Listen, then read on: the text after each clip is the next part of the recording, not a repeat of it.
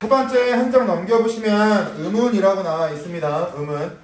중학교 때 배웠던 게 의문이고요. 고등학교 1학년 때 의문의 변동이라는 파트를 배우시게 됐을 거예요. 오늘 배우는 첫 번째 수업 자체는 난이도가 굉장히 높지 않아서 오늘 하루만 빡 집중해서 복습하시면 끝나요. 그래서 복습의 양을 각자 생각하신 다음에 계획성 있게 채워나가시면 좋을 것 같아요. 일단 갈게요.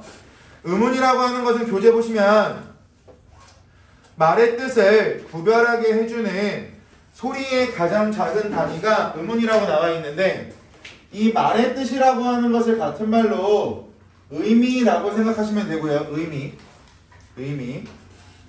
구별이라고 하는 글자를 구분, 변별, 분화라고 하는 말로도 바뀔 수가 있지만 전부 다 같은 말이니까 특이사항은 없으실 것 같아요. 그래서 의문이라고 하는 건 여러분들이 눈으로 보시는 것처럼 말의 뜻을 구별해주는 또는 의미를 구별해주는 소리의 가장 작은 단위를 의문이라고 설명을 합니다. 그런데 의문이 나오면 여러분들이 항상 같이 구분해서 알고 계셔야 되는 개념이 형태소라고 하는 녀석이 있어요. 얘는 단어라고 하는 문법 파트 가면 배울 건데, 형태소라고 하는 건 말의 뜻을 지니고 있는 소리의 가장 작은 단위를 형태소라고 설명을 합니다. 이 두 가지를 묶어놓고 같이 봐야 되는 이유는 뭐냐면, 지니고 있다라고 하는 말은요, 방금 우리가 처음 봤던 구별해준다, 구분해준다라고 하는 말과는 다른 뜻이에요. 여러분들이 만약 의문의 정의를 적어야 될 때 말의 뜻을 지니고 있는 이라고 적으면 다 틀린 문장이 돼버립니다. 구별하고 있다와 지니고 있다가 다른 부분이니까 머릿속으로 기억하고 계시면 좋고요. 오른쪽에 의문에는 자음과 모음과 소리의 길이가 있다라고 나오는데 그대로 가지 마시고 지금부터 구조도를 잡아드릴 테니까 왼쪽에 공간도 여유가 있을 거고 알아서 필기할 수 있는 공간은 각자 만드시면 좋을 것 같아요. 의문이라고 하는 건 크게 두 가지로 분류할 수가 있어요. 첫 번째는 음소, 두 번째는 운소라고 분류가 되는데, 음소의 운소의 운을 따다가 의문이라고 설명한다라고 알고 계시면 돼요. 의문이라고 하는 두 글자는 음소 플러스 운소다, 이렇게 기억하고 계시면 됩니다. 앞 글자 따서 의문이라고 한다. 이러한 음소는요, 다시 크게 두 가지가 있어요. 우리가 봐야 되는 자음과 모음이란 녀석이 있습니다. 자음, 모음. 자음은 기역, 니은, 모음은 아야, 이런 것들이 모음이 되겠죠. 반면에 운소는요, 소리의 길이, 얘를 같은 말로 장단이라고도 설명을 하는데, 여기서 말하는 장이라고 하는 건 긴 소리, 단이라는 글자는 짧은 소리입니다. 장단이라고 하고, 또 억양 또는 아이유의 3단 모음처럼 높낮이, 이런 것들을 음소라고 설명을 해요. 크게 두 가지로 분류가 되는데, 음소라고 하는 건 같은 말로 뭐라고도 말하냐면 분절의문이다 라고도 설명을 하고, 운소는 비분절의문이다 라고도 설명을 하는데, 단어 쪼개드릴게요. 비라고 하는 글자는 아니다 라는 의미를 가지고 있는 글자라고 인식하시면 될 것 같고요. 분절이라고 하는 건 같은 말로 쉽게 나눌 수 있다라고 기억하시면, 비분절 의문은 쉽게 나눌 수 있는 의문이 아니다라고 해석하시면 비분절 의문이라는 단어의 뜻이 형성이 되실 거고, 분절 의문에서 분절이란 두 글자는 쉽게 나눌 수 있다라고 말했으니까 쉽게 나눌 수 있는 의문을 분절 의문이라고 한다. 특이사항 없으시겠죠? 그러고 나면 우리가 중학교 때부터 봤던 자음과 모음이라고 하는 카테고리가 보이실 거고, 지금부터 봐야 되는 소리의 길이, 억양, 높낮이가 보이실 텐데, 세부 내용은 교재 보면서 체킹을 도와드리겠습니다. 그런데 자음과 모음을 나누는 이 기준에 대해서는 여러분들이 크게 두 가지를 기억하고 계셔야 되고요. 그 두 가지는 교재 보면서 설명을 드릴게요. 모음 보시면, 모음, 공기가 모간이나 입안에서 빗줄, 별다른 장애를 받지 않고 나는 소리. 그러면 자음과 모음을 구분하는 첫 번째 기준은 발음을 할 때 방해를 받느냐 받지 않느냐. 그러니까 발음을 할 때 방해를 받지 않으면 얘가 모음이 되고요. 방해를 받지 않기 때문에 얘를 뭐라고도 하냐면 같은 말로 장애가 없다, 걸림돌이 없다라고 해서 비장애음이라고도 설명을 합니다. 그럼 반면에 발음을 할 때 공기의 흐름이 방해를 받는 게 자음이 될 테니까 얘는 같은 말로 장애음이라고 설명을 해요. 공기의 흐름이 방해를 받는다. 그러니까 장애음, 비장애음 1번 기준. 방해를 받으면 자음, 방해를 받지 않으면 모음이라고 보시면 특이사항은 없으실 것 같아요.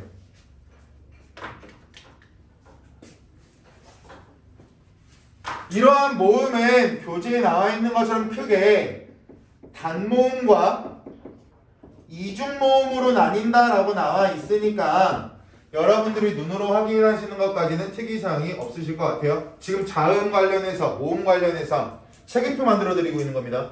머릿속으로 의문이라고 했을 때 이 프레임이 쭉 그려지시면 의문에 대한 정리는 끝나요. 얘가 안 잡히면 의문의 변동이라고 하는 파트 넘어갔을 때 아무것도 못해요. 그래서 이 부분부터 먼저 보고 들어가야 되기 때문에 순차적으로 진행을 하고 있습니다. 두 번째 기준은 홀로 발음을 할 수가 있느냐 없느냐. 이게 자음과 모음을 나누는 두 번째 기준입니다. 그럼 예를 들어 볼게요. 위에 기억이라는 글자가 있고요. 아래는 아라고 하는 글자가 있는데 얘를 우리는 자음이라고 하고요. 얘를 우리는 모음이라고 설명을 합니다. 그죠? 우리 얘를 소리를 내봐라고 말하면 어떻게 소리 낼 수 있을까 얘들아? 그럼 우리는 아라고 그냥 발음을 할 거예요. 그죠? 얘를 소리를 내보라 그러면 우리는 어떻게 소리 내요? 방법이 있을까 없을까?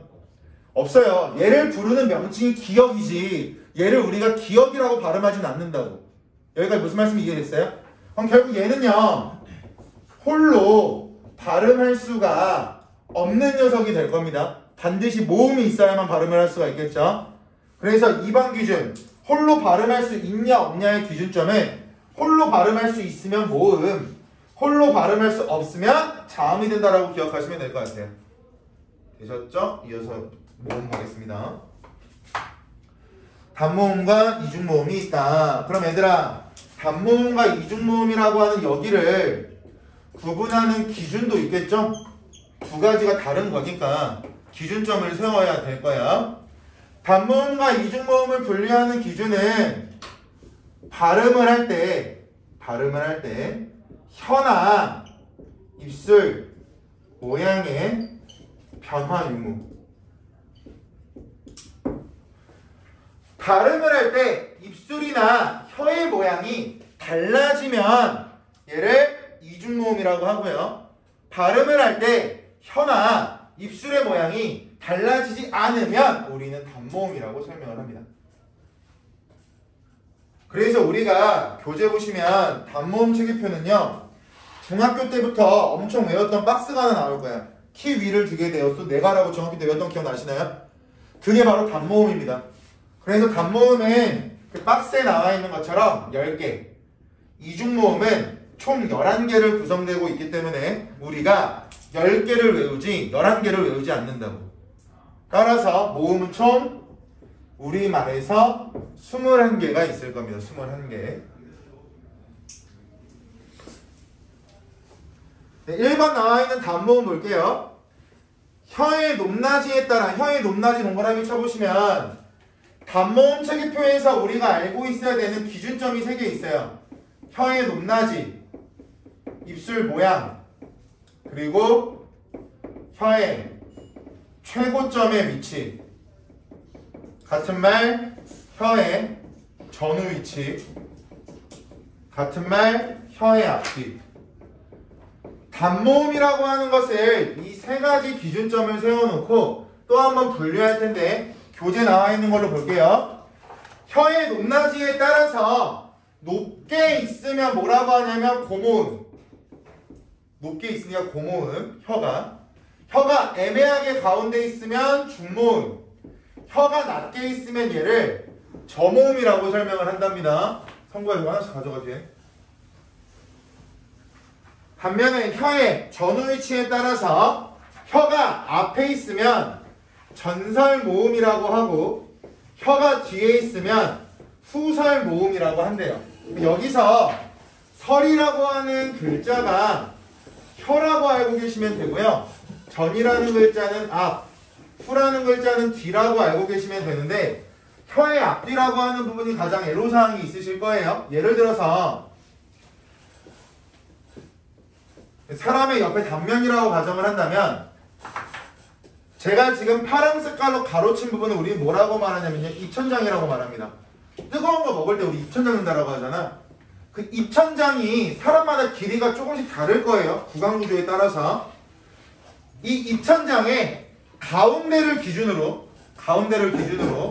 혀가 가운데보다 앞에 나와 있는 경우가 있을 수 있고요. 혀가 가운데보다 뒤에 있는 경우가 있을 수가 있겠죠. 혀가 입천장을 기준으로 앞에 있으면 얘를 전설모음, 입천장을 기준으로 뒤에 있으면 얘를 후설모음이라고 한다고. 그래서 이 전설모음과 후설모음이 가장 헷갈리실 거니까 알고 계시면 됩니다. 하나씩 갖고 오세요. 뒤에 표정. 아니 저기 뒤에 표정. 아니 저기 늦지 마세요. 저는 그냥 수업할 거예요. 정답지를 한 개 챙긴 거죠? 네. 네. 이제 카메라 가지고 카메라 나와요. 교찬아, 뒤에 여학생이 챙겨줘.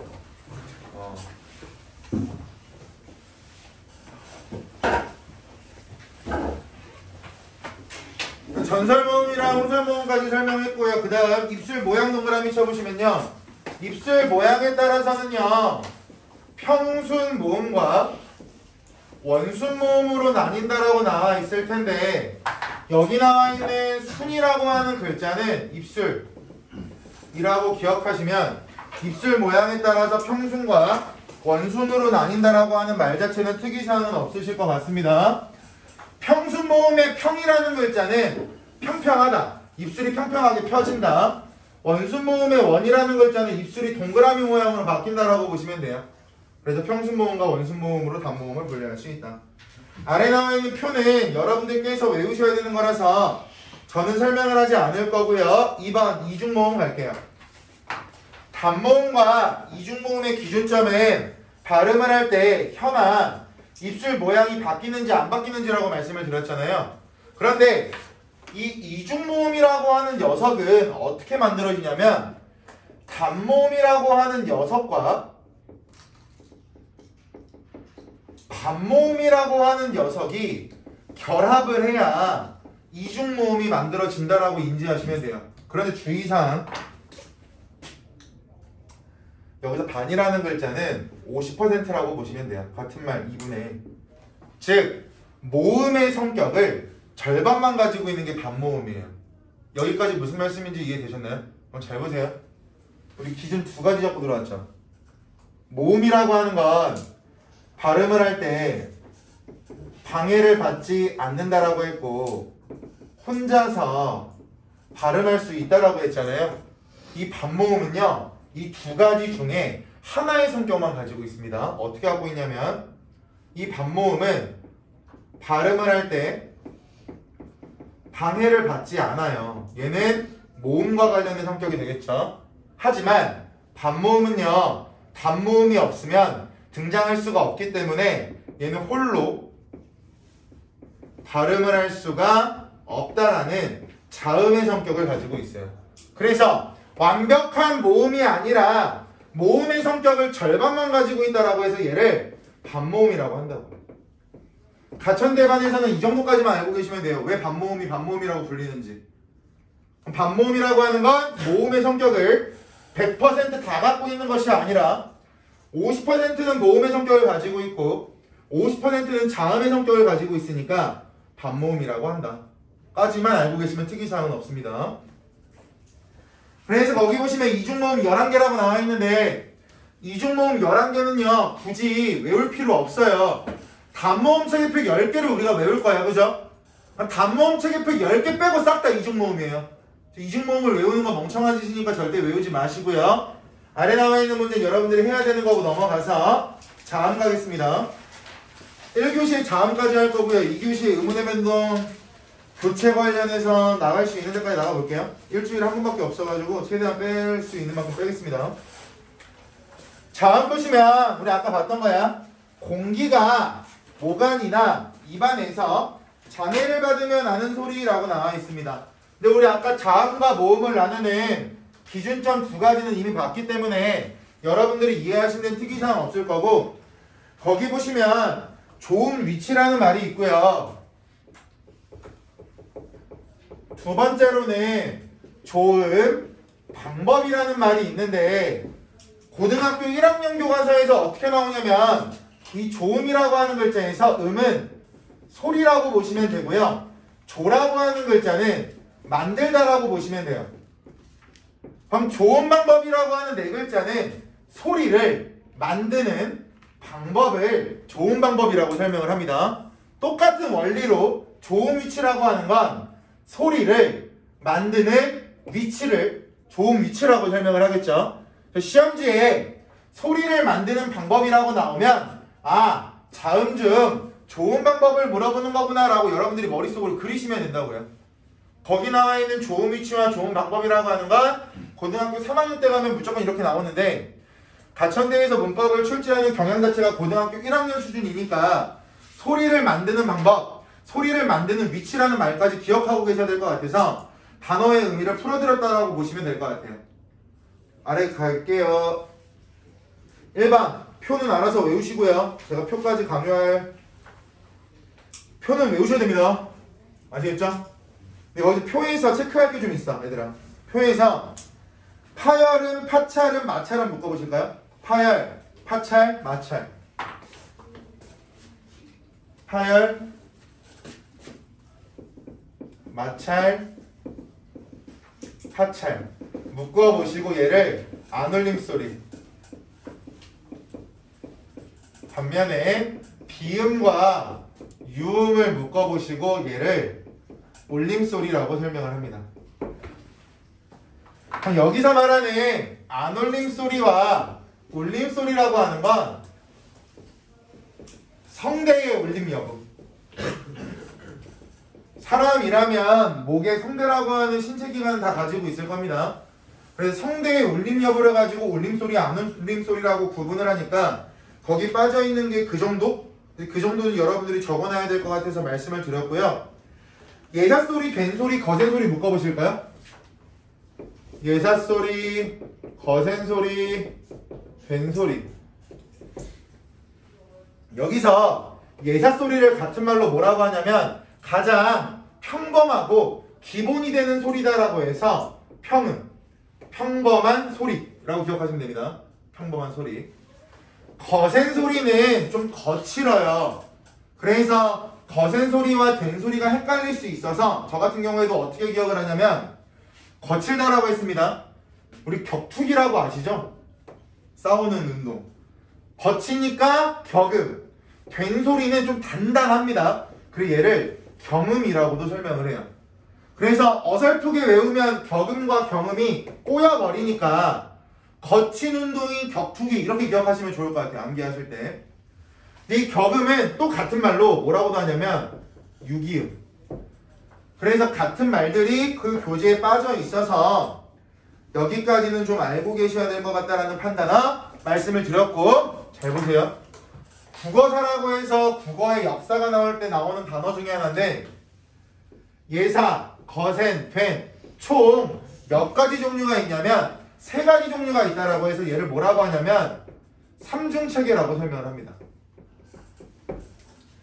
이 삼중체계라고 하는 말을 지금 왜 알려드리냐면 고등학교 1학년 교과서에 가장 많이 나오는 멘트가 뭐냐면 왜 외국인은 우리나라 자음과 모음을 발음을 왜 못하지라는 질문이 굉장히 많이 나와요.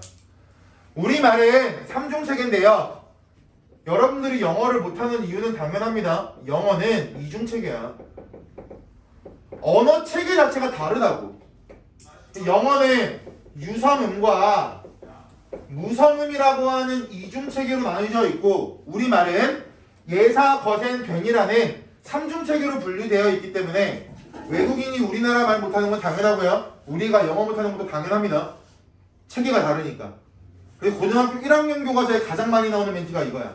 우리나라는 예사, 거센, 괜이라는 삼중체계고 영어는 유성음과 무성음이라는 이중체계를 가지고 있기 때문에 외국인이 발음을 잘 못한다라고 고등학교 1학년 학습활동에 자주 나오는 구절이라서 알고 계셔야 됩니다. 만화처럼 이제 사খন 만화처럼 제시되는 그런 학습활동들이 있거든요. 자, 알고 계시면 될 것 같고요. 가겠습니다. 좋은 방법 1번 파열음이라고 나오죠? 여기 밑줄 마가타가 터뜨리면서 근데 이거 세부적인 내용까지는 알 필요 없어요. 외우지 않으셔도 됩니다. 얘는 하차를 서서히 마찰을 일으킨다. 마찰을 일으킨다. 비음 공기를 밑줄 코로 내보낸다. 정준하 개그맨 아시죠? 무한도전이 이런 데 보면은 약간 뭐라고 그러죠? 자막 같은 걸로 코에서 막 글자 나오게 만들잖아요. 그런 게 콧소리. 유음이라고 하는 거 혀끝을 잇몸에 대었다가 떼거나 잇몸에 댄 채 공기를 흘려 내보내면서 내는 소리다. 좋은 위치. 입술 소리 같은 말 양순음이라고 나와 있는데 얘들아 그걸 다 외우면 또 복잡하니까 단어의 의미를 말씀을 드리면 여기 나와 있는 음이라는 글자는 소리고요. 이 순이라고 하는 글자는 우리 아까 평순 원순에서 봤던 것처럼 입술입니다. 사람은 입술이 몇 개 있어요? 2개 있죠. 윗입술, 아랫입술 2개가 있을 거야. 이 양이라고 하는 글자는 2개란 뜻이야. 입술이 2개에서 나는 소리. 이렇게 보시면 돼요. 치조음이라고 나와 있죠. 거기 나와 있는 글자들만 풀어드릴게요. 둘 중에 하나로만 기억하시면 되는데 치아, 조, 만들다. 치아에서 만드는 소리요. 치아에서 만드는 소리. 그러니까 잇몸소리라고 나와 있겠죠. 세 번째, 센 입천장 소리가 나와 있고요. 여린 입천장 소리가 나와 있는데 같은 말로 부르는 명칭이 경국의 음, 연국의 음 비슷하죠. 그죠? 연하니까 연국이라고 기억하세요. 강하니까 경국이다. 아까 우리 말했잖아. 단단한 걸 뭐라고 한다? 경음이라고 한다라고 했으니까 강한 것을 경, 연한 것을 연 이렇게만 기억하고 계시면 될 것 같고요. 목청소리 후두음이라고 나오죠? 우리 후두암이라는 글자도 있잖아요. 목에 안 걸린 사람들. 그때 말하는 후두입니다. 목구멍. 소리의 세기에 따른 분류. 된 소리는 강하고 단단하겠죠. 거센 소리는 크고 거친 느낌 주겠죠. 뭐 당연한 이야기 설명하지 않을게요. 4번 소리의 길이라고 나와 있죠. 우리 말은 밑줄 소리의 길고 짧음에 따라 뜻이 구별된다. 긴 소리를 우리가 장음이라고 한다라고 했고요. 짧은 소리를 단음이라고 한다라고 했습니다. 자, 오른쪽에 보시면 말이라고 하는 글자가 나와 있는데 그 말이라는 글자 옆에 얘들아 모래시계 모양 있죠. 이렇게 나와 있을 거야. 여기서 모래시계 모양이 장음 표시예요. 길게 발음을 해라. 그럼 만약에 이 말을 말이라고 발음을 하면 제가 지금 수업하면서 입으로 뱉고 있는 이 음성적인 부분이 말이 될 거고요. 말이라고 짧게 발음하면 타는 말 있죠. 동물. 그 말이 된다라고 나와 있으니까 소리의 길이에 따라서 말의 뜻이 구별된다라고 하는 말도 크게 특이사항은 없을 것 같습니다. 여기까지가 의문입니다. 여기까지 의문이고 여기까지가 거의 특이사항은 없는 쉬운 난이도여서 여기까지 알고 계시면 되고 그 다음 오른쪽 페이지 보시면 지금부터가 관건이죠. 지금부터가 시간적 여유가 있으면 놀면서 하는데 우리 일주일에 2타임밖에 못 가가지고 잡소리를 못해서 죄송합니다. 요즘 내 스타일 알잖아. 그지? 어쩔 수 없는 거 알지?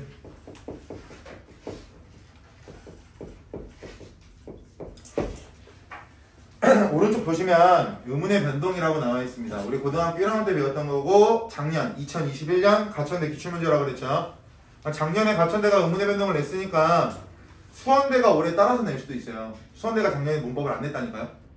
수원대가 문법 빼고 문학이랑 독서만 냈고 가천대가 문법을 냈는데 수원대는 가천대를 따라합니다.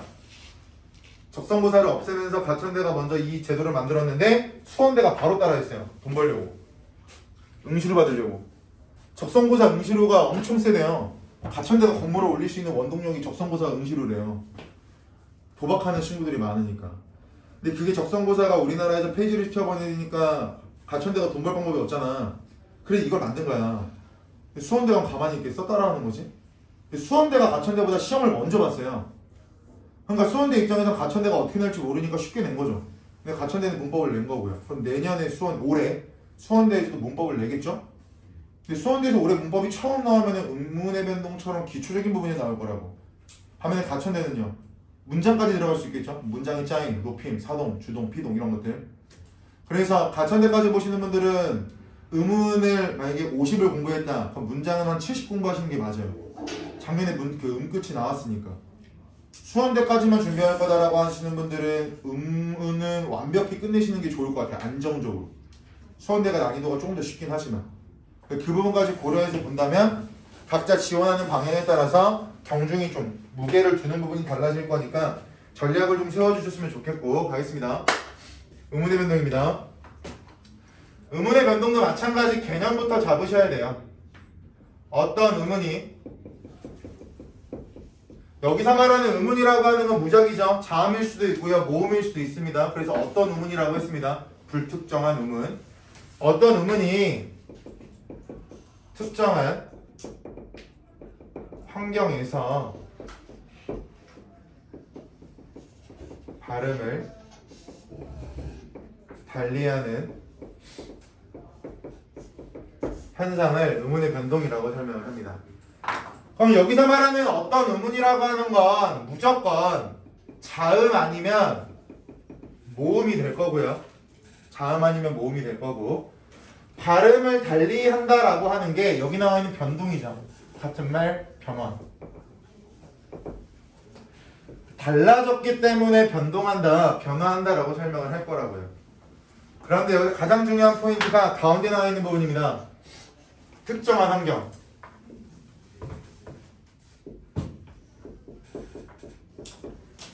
의문의 변동에서는 이 특정한 환경을 외우지 않으시면요 절대 문제를 맞출 수가 없습니다. 100% 무조건 일어나는 것이 아니라 경우에 따라서 일어나기 때문에 어느 경우에 의문의 변동이 일어나는지가 정확히 여러분들 머릿속에 자리를 잡고 계셔야 이 파트에 대해서 무조건 완벽하게 해결이 된다라고 보실 수가 있겠죠. 그럼 이러한 의문의 변동이 일어나는 이유에 대해서는 우리가 중학교 때부터 많이 했던 거야. 발음을 좀 더 쉽고 편리하게 하기 위해서 의문의 변동이 일어난다 라고 우리가 배웠을 거고요. 얘를 같은 말로 발음의 경제성, 발음의 효율성, 발음의 편리성이라고 설명을 합니다. 여기까지는 우리가 중학교 때 배웠던 거. 천재박 교과서 고등학교 1학년에는 뭐가 추가되냐면요. 잘 보세요. 표현을 간결하고 명확하게 하기 위해서. 얘가 고등학교 1학년 교과서에 천재박 자습서에 있는 내용입니다. 금호고등학교는 천재박을 썼으니까 금호고등학교는 봤던 기억이 있어야 되고요. 나머지 학교는 신사부를 쓰거나 지학사를 썼기 때문에 잘 모르실 거예요. 위에 나와 있는 이 멘트는 모든 교과서에 나오는 공식이야. 의문의 변동이 나오면 얘는 무조건 알아요. 공부 안 하는 하위권 애들도. 근데 고등학교 1학년 천재박에는 표현을 간결하고 명확하게 하기 위해서라고 하는 이 구절까지 내포되어 있습니다. 둘 다 알고 계셔야 돼요. 아까 말했다. 가천대 수원대 문법 시험 범위는 고등학교 1학년 수준이라고요. 고등학교 1학년 교과서에 나와 있는 모든 멘트에 대해서 여러분들이 인지하고 계셔야 되겠죠. 그래서 말씀을 드리고 있습니다. 이러한 의문의 변동은 크게 4가지 유형으로 나뉘는데 첫 번째 교체, 첨가, 축약, 탈락이라는 4가지 유형으로 분류가 됩니다. 여러분들보다 한 3년 선배들은요 이 교체를 뭐라고 배웠냐면 이전에는 대치라고 배웠어요. 대치. 근데 오늘날 교육과정상에 대치라는 말이 안 나오는데 학교에서 어떻게 문제를 출제할지 모르니까 교체나 대치나 같은 말이다라고 기억만 하세요. 아시겠죠? 여러분들 교육 과정에서 대치라는 말은 불필요한 말이 맞습니다. 되셨나요? 이거 몇 시에 끝나? 아 힘들어. 지금 2시. 2시에 끝나? 아니, 50분 정도. 50분 수업이야? 이거 알림벨 없나? 몇 시에 끝나요? 2시 10분이 끝나면 50분 수업이요. 어? 좀 알려줘. 너네 끝나는 시간 왜 안 재?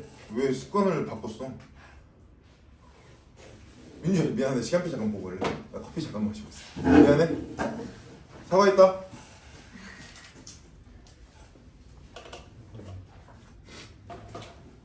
그 오늘 늦으신 분들 이 영상은 장충이 다가 안 해지는 거거든? 다음 주도 안 찍을 거야. 늦지 마. 그래서 오늘 앞부분 빠진 거는 이거 올려놓을 테니까 올려놓으면 보면 되는 거라서 오늘은 괜찮아. 다음 주도 안 찍을 거야. 다 방학하는 시즌이라서. 세 분 이해되었어요? 2시 5분에 끝나요? 오케이. 그럼 여기까지 종류만 설명하고 쉬었다 합시다. 아시겠죠? 네. 간단하게만 갈게요. 일단 교체라고 하는 건 얘들아 A와 B가 이렇게 만났어. 그런데 B는 가만히 있는데 A가 C가 된다면 기존에 있던 A가 C로 바뀌었다? 얘를 교체라고 한다고. 됐어요? 바뀌면 교체야. 반면에 첨가라고 하는 건 원래 아무것도 없었는데 이거 무슨 한자인지 아시죠? 없을 문자입니다. 없었는데 B랑 만났더니 갑자기 이렇게 A가 생길 수도 있을 거 아니야? 그러면 결국 없었는데 생겼다. 얘를 첨가라고 설명을 합니다. 반면에 축약이라고 하는 건 남학생들은 드래곤볼이라는 만화 아시죠? 거기서 막 캐릭터가 누구냐? 두 명? 퓨전하는 애들 누구냐? 알려줘. 나 만화 잘 안 봐서 몰라. 어? 손오공이랑 누구야? 아 있어요. 어쨌든 남자 두 명이 나와가지고 손가락이 맞대고 퓨전하면 하나로 합쳐지거든요. 이렇게. 그것처럼 축약이라고 하는 건 A랑 B가 만나서 C가 됩니다. 하나가 돼요. 근데 이 C에는 A의 성격도 가지고 있고 B의 성격도 가지고 있어요. 이렇게 축약이라고 보시면 돼요. 탈락은요. A랑 B가 이렇게 있었는데 A가 흔적도 없이 사라지고요. B만 이렇게 남아있는 것을 탈락이라고 설명을 합니다. 그래서 교체, 첨가, 축약, 탈락이라고 하는 게 의문의 변동의 4가지 유형이 될 거고 알파벳으로 간략히 설명드렸지만 이 알파벳만 알고 있어도 여러분들이 여기 나오는 규칙성을 바로 잡는 것은 크게 특이사항은 없으실 거예요. 무슨 말씀인지 이해되셨나요? 3분 더 남았으니까 우리 8분 쉽시다.